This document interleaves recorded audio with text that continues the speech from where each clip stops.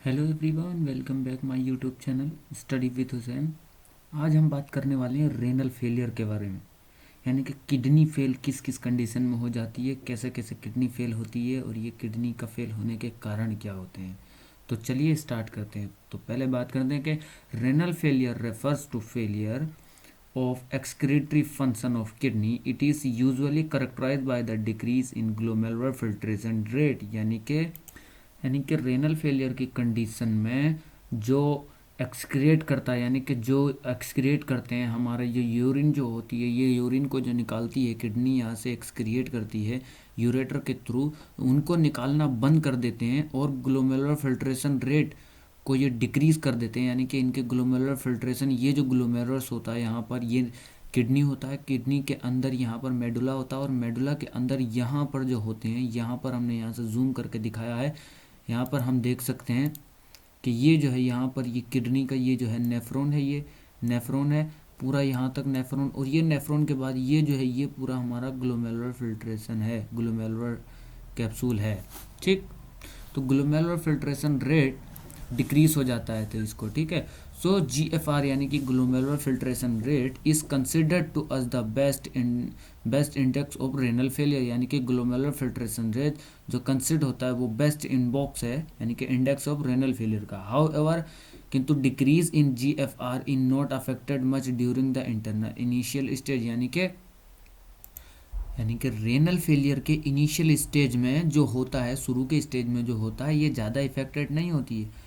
If 50% of nephron are affected of glomerular filtration rate, अगर 50% nephron affected होते हैं glomerular filtration rate में, तो डिक्रीज ओनली 20 और 30% जो ग्लोमेरुलर फिल्ट्रेशन रेट जो होता है उसका, यानी कि 50% नेफ्रॉन हमारे किडनी के अगर अफेक्टेड हो गए तो उसमें ग्लोमेरुलर फिल्ट्रेशन रेट जो होता है, यहाँ पर इसका जो ग्लोमेरुलर फिल्ट्रेशन का जो रेट होता है ये लगभग 20 से 30% अफेक्टेड होता है, ठीक है, डिक्रीज होता है। It is because of the compensatory mechanism of the unaffected nephron. Okay, तो इस कंडीशन में हमें देखने को मिलता है, ठीक है। अब हम बात करते हैं इसके कितने प्रकार का रेनल फेलियर होता है, ठीक है। द रेनल फेलियर में भी ईथर एक्यूट और क्रोनिक, यानी कि ये रेनल फेलियर जो होता है हमारा, ये एक्यूट और क्रोनिक, ये दो टाइप का रेनल फेलियर होता है। तो सबसे पहले हम बात करेंगे एक्यूट रेनल फेलियर की। एक्यूट रेनल फेलियर क्या होता है, क्या क्या इसमें सिम्टम और कंडीशन होते हैं, ठीक है।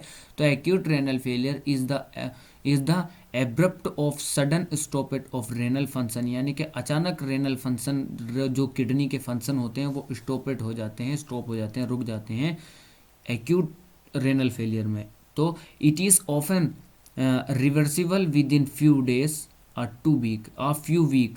Acute renal failure may result in the sudden life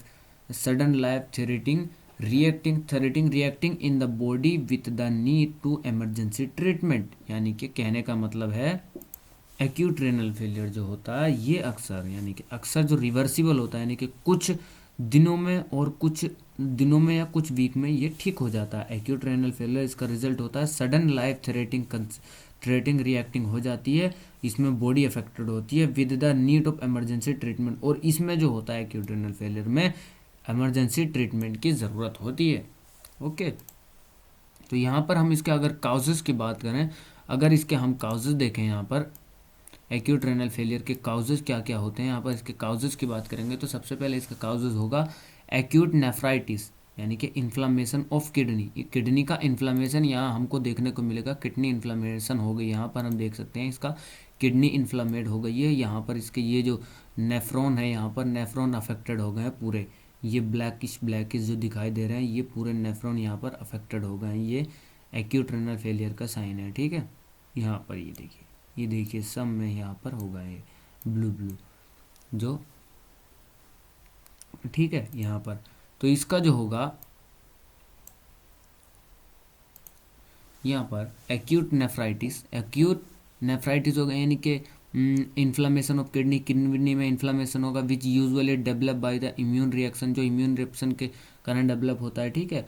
और दूसरा है कि damage of renal tissue by the poisoning like lead mercury and carbon tetra chloride, यानी कि कोई ऐसा केमिकल या कोई ऐसी ड्रग्स जिसके कारण डैमेज होती है जो किडनी के हमारे रेनल के जो टिश्यू होते हैं वो पॉइजन के थ्रू, पॉइजन्स यानी कि जहर की तरह जो काम करते हैं, जो ऐसे सब्सटेंस इंसान मनुष्य लेता है जो जहर की तरह काम करते हैं, उससे ये अफेक्टेड हो जाती है। जैसे कि मरकरी हो गया, कार्बन टेट्राक्लोराइड हो गया, ये हमारे किडनी पर बहुत ज़्यादा असर डालते हैं। ठीक है। अब दूसरा है रेनल इस्कीमिया।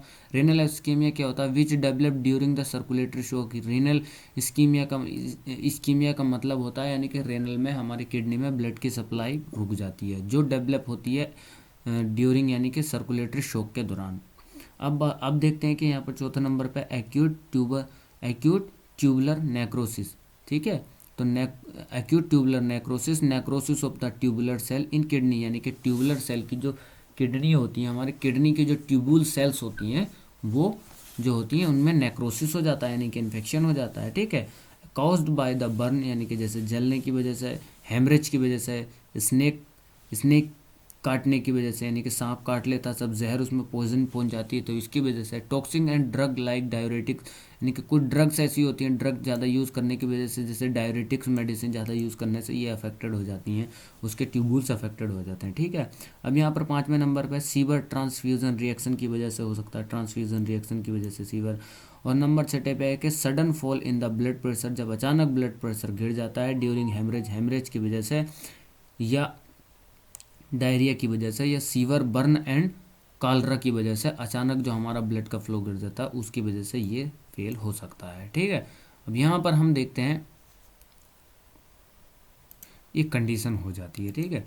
अब यहाँ पर हम देखते हैं इसके कुछ फीचर के बारे में, कौन कौन से इसके फीचर होते हैं, क्या क्या इसके फीचर देखने को मिल सकते हैं इस कंडीशन में। ठीक। तो यहाँ पर फीचर की बात करेंगे तो ओलिगोयूरिया हो जाता है, यानी कि डिक्रीज यूरिनरी आउटपुट, या यूरिनरी का आउटपुट जो होता है वो डिक्रीज हो जाता है, डिक्रीज कंडीशन में जो हो जाता है तब इसमें ये कंडीशन देखने को मिलती है, यानी कि ओलिगोयूरिया हो जाता है। ठीक। और यहाँ पर एनूरिया हो जाता है। एनूरिया मतलब cessation of urine formation, urine के फॉर्मेशन का सिसेशन हो जाता है इन सीवर केसेस, और ये जो होता है सीवर केसेस में होता है, यानी कि यूरिन का जो फॉर्मेशन होता है वो बंद हो जाता है, यूरिन का फॉर्मेशन, और ये सीवर केसेस में हो सकता है। ठीक है। प्रोटीन यूरिया हो जाता है, यानी कि यूरिन में हमारे प्रोटीन दिखाई देने लगता है, जिसमें इंक्लूड होता है एल्बुमिन, एल्बुन्यूरिया इंक्लूड हो सकता है, लेकिन एल्बुमिन यूरिन में दिखाई दे सकता है, ये एक तरह का प्रोटीन होता है। ठीक है। हिमेटोयूरिया यानी कि ब्लड इसमें प्रेजेंस हो सकता है यूरिन में। ठीक है। एडिमा हो सकता है। एडिमा क्या होता है? एडिमा हो सकता है due to the increase volume of extra cellular fluid, यानी कि एक्स्ट्रा सेलर फ्लूइड जो हमारी ये सेल्स होती है, ये सेल्स होती है हमारी, ये आरबीसी या डब्ल्यूबीसी सेल्स होती है, और ये हमारे वेन में इस तरह से बह रही होती है, वेन हो या आर्टरीज हो उसमें बह रही होती हैं, ये सेल्स छोटी छोटी बह रही होती है इस तरह से। तो ये तो इस सेल्स के अंदर जो होता है उसको बोलते हैं हम इंट्रा सेलुलर फ्लूइड, और ये जो होता है बाहर यहाँ पर जो बह रहा होता है इस तरह से, ये यहाँ पर, तो इसको हम बोलते हैं, इसको हम बोलेंगे एक्स्ट्रा सेलुलर फ्लूइड, यानी कि ये सेल के बाहर जो होता है इसको हम एक्स्ट्रा सेलुलर फ्लूइड बोलेंगे। तो इसके काउज की वजह से ये caused by the retention of sodium and water, यानी कि एक्स्ट्रा सेलुलर फ्लूइड का जो इंक्रीज हो जाता है, सोडियम एंड वाटर इंक्रीज हो जाता है, उसकी वजह से एडिमा हो जाता है। ठीक है। अब देखते हैं यहाँ hypertension with in few days because of the increase extra cellular fluid volume. तो यहाँ पर हाइपरटेंशन भी हो सकता है, जब एक्स्ट्रा सेलुलर फ्लूइड बढ़ जाएगा, वॉल्यूम बढ़ जाएगा, तब उसमें हाइपरटेंशन भी हो सकता है। ठीक है। एसिडोसिस हो सकता है due to the retention of the metabolic end product, यानी कि मेटाबॉलिक का प्रोडक्ट का जो एंड होगा उसमें एसिडोसिस हो सकता है, एसिड प्रोड्यूस हो सकते हैं, और इसमें कोमा हो सकता है, coma due to the severe acidosis. जब सीवर एसिडोसिस हो जाएगा तो इंसान कोमा में भी जा सकता है, patient is not treated in time.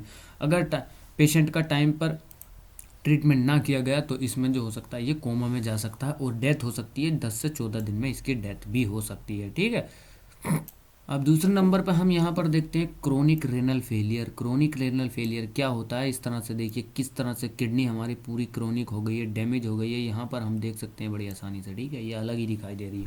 तो इसमें क्या होता है कि chronic renal failure is the progressive long standing and irreversible improvement of renal function, यानी कि कहने का मतलब है कि क्रोनिक रेनल फेलियर की जो प्रोग्रेसिव होती है वो स्टैंडिंग द इरिवर्सिबल, यानी कि ये रिवर्सिबल नहीं हो सकती, ये ठीक नहीं हो सकती, पूरी डैमेज हो जाती है किडनी। ठीक है, important of the renal function, और ये इम्पेयरमेंट ऑफ रेनल फंक्शन का होता है। ठीक है, when some of the nephron loss of the function, जब ये कब होता है कि जब हमारे नेफ्रॉन जो होते हैं, किडनी के अंदर जो नेफ्रॉन्स पाए जाते हैं वो अपना फंक्शन यानी कि अपना काम करना बंद कर देते हैं। ठीक है, the unaffected nephron can compensate it, यानी कि और जो नेफ्रॉन बचे होते हैं उनको भी अफेक्टेड कर देता है। ठीक है, हाउ एवर यानी कि किंतु, जब मोर यानी कि when more and more nephron start losing the function over the month और year the compensatory mechanism fail and chronic renal failure develop. कहने का मतलब है जब ज़्यादा से ज़्यादा यानी कि बहुत ज़्यादा से ज़्यादा जितने भी नेफ्रॉन होते हैं, ज़्यादा से ज़्यादा नेफ्रॉन जो होते हैं अपना जो उनका फंक्शन होता है वो करना बंद कर देते हैं, मतलब वो नहीं कर पाते हैं पूरा, और महीने से साल दिन से महीने, महीने से साल में ये अपना फंक्शन होते हैं खोते रहते हैं, तब जो होता है ये मैकेनिज्म इसका फेल हो जाता है और क्रोनिक रेनल फेलियर हो जाता है और हमारी किडनी खराब हो जाती हैं। इसके काउजेस क्या होते हैं, कौन से कारण होते हैं इसमें? ये क्रोनिक नेफ्राइटिस हो सकता है। ठीक है, पॉलीसिस्टिक किडनी डिजीज हो सकता है, इसमें रेनल कोलिकुली यानी कि किडनी में स्टोन हो सकते हैं इसकी कंडीशन से, यूरेथ्रल कंस्ट्रिक्शन हो सकता है यानी कि यूरेथ्रा जो हो सकता है हमारा, इस तरह से यूरेथ्रा जो होता है ये कॉन्स्ट्रिक्ट हो सकता है, यहाँ पर यूरेथ्रा होता है ये कॉन्स्ट्रिक्ट हो सकता है, हाइपरटेंशन रह सकती है, इंसान को हाइपरटेंशन रह सकती है, एथेरोस्क्लेरोसिस हो सकता है यानी कि जो हमारी ब्लड की वेंस होती हैं इसमें जगह जगह पर यानी कि इस प्लेग बन जाएंगे, यानी कि ये नस है यहाँ पर अगर प्लेग बन जाएंगे जिसकी वजह से एथेरोस्क्लेरोसिस हो जाएगा और यहाँ पर ब्लड पूरा प्रॉपर नहीं जा पाएगा। ठीक है, तो ट्यूबरक्लोसिस हो सकता है यानी कि टीबी हो सकती है इसकी कंडीशन से भाई, स्लो पॉइजनिंग बाय ड्रग की वजह से भी ये डिसीज हो सकती है। ठीक, तो ये जो थी, और इधर हम देखिए बहुत ही आसानी से देख सकते हैं किस तरह से हमारी किडनी पूरी डैमेज हुई पड़ी है, कितने ख़तरनाक तरीके से पूरी डैमेज हो गई है। तो जब इतनी डैमेज हो गई है, ये जो है हमारी लेफ़्ट किडनी है, ये राइट किडनी है, राइट किडनी थोड़ा नीचे होती है क्योंकि यहाँ पर हमारे लीवर होता है, लीवर की वजह से यहाँ पर ये इसकी वजह से नीचे होती है। ठीक, तो ये लेफ़्ट किडनी, यहाँ पर हम आसानी से देख सकते हैं कितनी ख़तरनाक तरीके से ये हमारी पूरी किडनी डैमेज हो चुकी है। ठीक, अब हम बात करते हैं इसके फ़ीचर के बारे में। कुछ फ़ीचर हम देख सकते हैं इसके क्या क्या फ़ीचर होते हैं। तो फ़ीचर की हम अगर यहाँ पर देखें तो कॉमन फ़ीचर ऑफ यूरेमिया, यानी कॉमन फ़ीचर होते हैं इसके क्या होते हैं? एनोरेक्सिया हो सकता है, लॉस ऑफ हेपेटाइटिस यानी कि एनोरेक्सिया हो सकता है, हेपेटाइटिस लॉस जिसे हम बोलते हैं एनोरेक्सिया, लेथार्जी हो सकता है। ठीक है, ड्राउसिसनेस हो सकता है, नोजिया एंड वॉमिटिंग हो सकती है, पिगमेंटेशन ऑफ स्किन हो सकता है यानी कि स्किन पिगमेंट करेगी तो हमारी स्किन ब्लैकिश हो सकती है, ज़्यादा पिगमेंट यूज़ करेगी निकालेगी तो, और यहाँ पर मस्कुलर ट्विचिंग, टेंटनी एंड कन्वल्यूजन हो सकता है, कन्फ्यूजन एंड मेंटल डिट्रेशन हो सकता है, और कोमा में भी इंसान इसकी कंडीशन में जा सकता है। ठीक है, और दूसरा जो है एडिमा है भाई, एडिमा में क्या होगा कि failure of kidney excreted sodium and electrolyte causes increase the extra cellular blood volume resulting in the development of oedema, यानी कि जब हमारे एक्स्ट्रा सेलुलर का जो फ्लूइड होता है वो बढ़ जाता है जिसमें electrolyte and sodium and electrolyte excrete करते हैं, जो किडनी एक्सक्रीट करती है उसमें अगर बढ़ जाता है इसकी वजह से मतलब एडिमा हो जाता है, इसकी कंडीशन से एडिमा हमें देखने को मिलता है। ठीक है, अब ब्लड लॉस कैसे हो सकता है? तो gastrointestinal bleeding accompanied by the platelet dysfunction lead to the heavy loss of blood, यानी कि ब्लड लॉस हो सकता है गैस्ट्रोइंटेस्टाइनल ब्लीडिंग के कारण। ठीक है, और यहाँ पर थर्ड नंबर पे है एनीमिया भी हो सकता है, ब्लड की कमी इसके कंडीशन में, क्रोनिक डिसीज़ की कंडीशन में, क्रोनिक किडनी फेलियर की वजह से एनीमिया भी हो सकता है, ब्लड की कमी भी हो सकती है। ठीक है, और हाइपरथायराइडिज्म भी हो सकता है, यहाँ पर हाइपरथायराइडिज्म भी हो सकता है यानी कि थायराइड जो होता है हमारे जो थायराइड ग्लैंड्स होती है वो हमारे थायराइड को प्रोड्यूस करती है, तो यहाँ पर हाइपरथायराइडिज्म भी हो सकता है। ठीक है, तो ये कंडीशन यहाँ पर इसको देखने को मिलती हैं, हमको यहाँ पर हमें देखने को मिलती हैं। ठीक है, तो थैंक यू फॉर वॉचिंग। अगर वीडियो आपको अच्छा लगा हो तो प्लीज़ हमें लाइक और सब्सक्राइब करके बताइए कि हमारा वीडियो आपको कैसा लगा। प्लीज़ ज़रूर बताइए हमारी वीडियो अगर आपको कैसा लगा, हमारी वीडियो आपको अच्छी लगती हो तो प्लीज़ हमारे चैनल को ज़रूर सब्सक्राइब कीजिएगा, बेल आइकन प्रेस कीजिएगा और कमेंट्स में बताइएगा वीडियो कैसा लगी। तो थैंक यू फॉर वॉचिंग।